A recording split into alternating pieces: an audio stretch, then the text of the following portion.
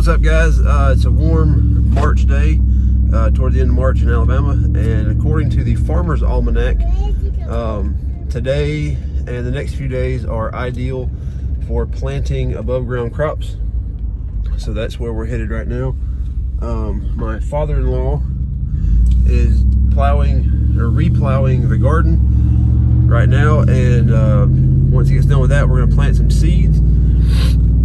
We're gonna go see what he's got picked out for this year, and we'll plant some seeds and we'll show you what that looks like.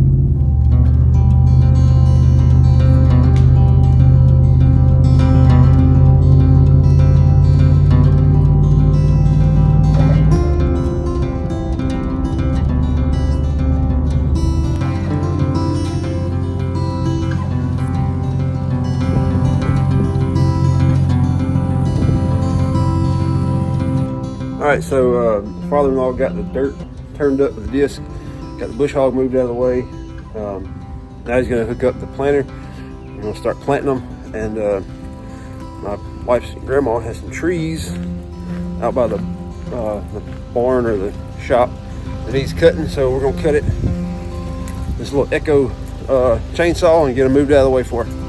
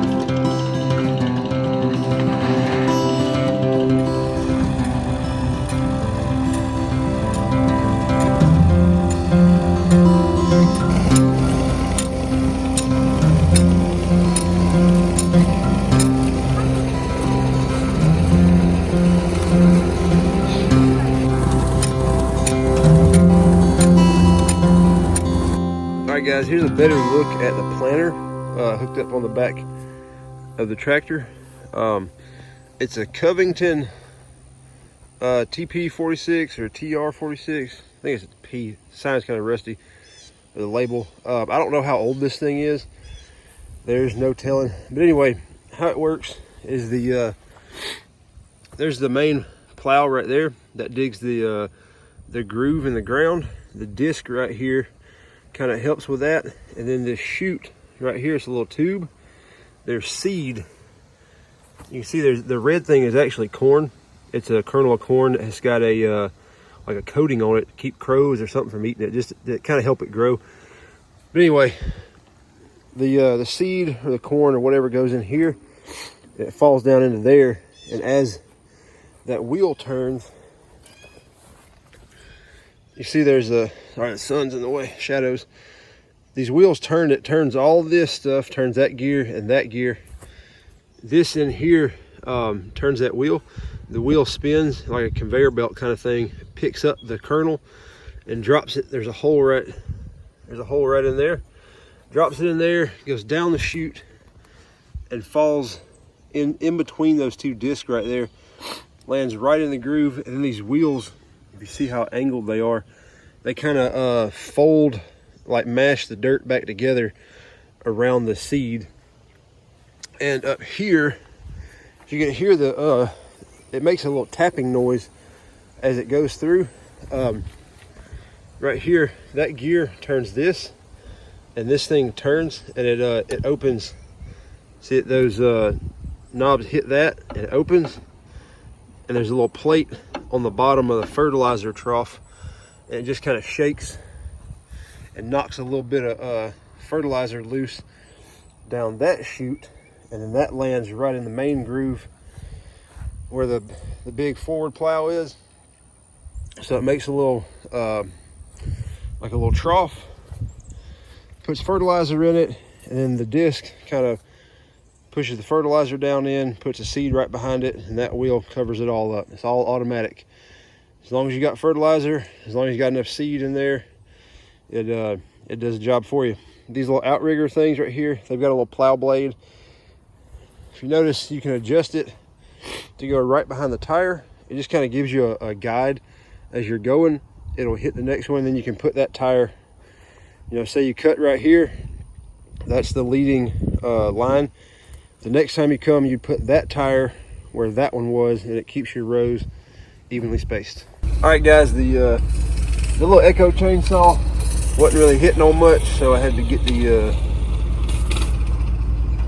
I had to get my father-in-law Stihl MS271 out. It did a little bit better work. I think it's like the Farm series. It's kind of like a Husqvarna. What do you call it? Crap, I can't remember. Anyway, I got the trees cut down.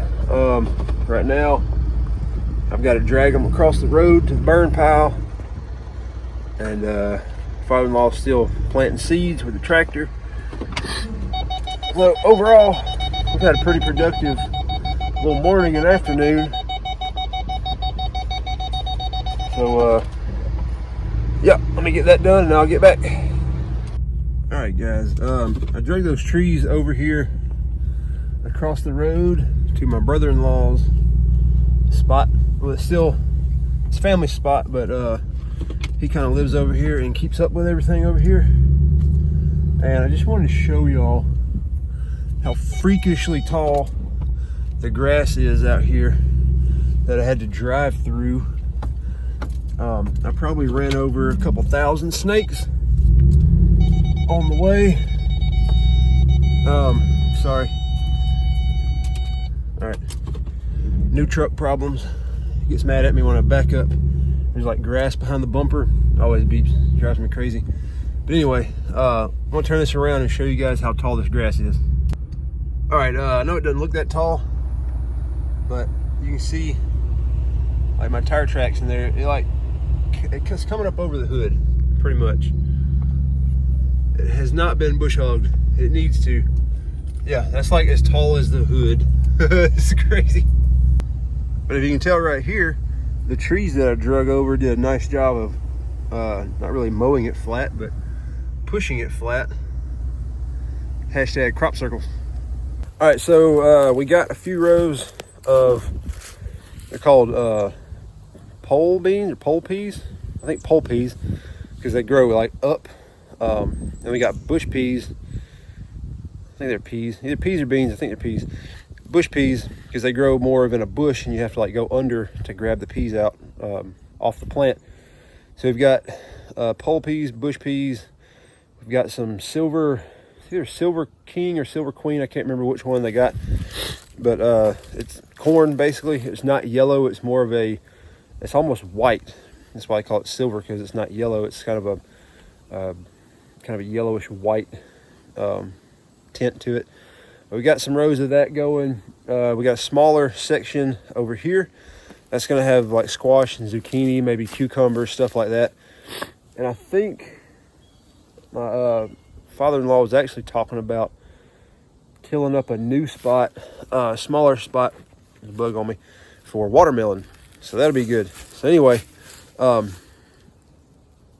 right there, those rows are probably, heck, 75, 100 yards long.